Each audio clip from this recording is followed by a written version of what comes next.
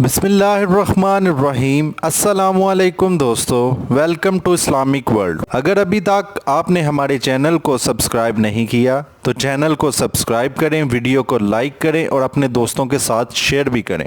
بتایا جاتا ہے کہ ایک بار اپنی زوجہ مبارکہ کی معمولی رنجش کے بعد حضرت علی علیہ السلام مسجد میں جا کر آرام کی غرض سے لیٹ گئے۔ چنانچہ اس واقعے کی جب اللہ کے رسول صلی اللہ علیہ وآلہ وسلم کو اطلاع ملی تو آپ صلی اللہ علیہ وآلہ وسلم خود مسجد میں تشریف لے گئے۔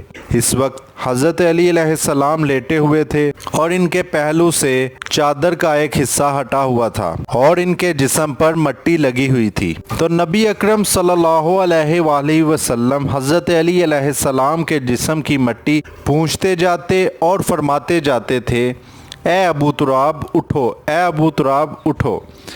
تو یوں حضرت علی علیہ السلام کو حضور اکرم صلی اللہ علیہ وآلہ وسلم نے ابو تراب کا لقب دیا۔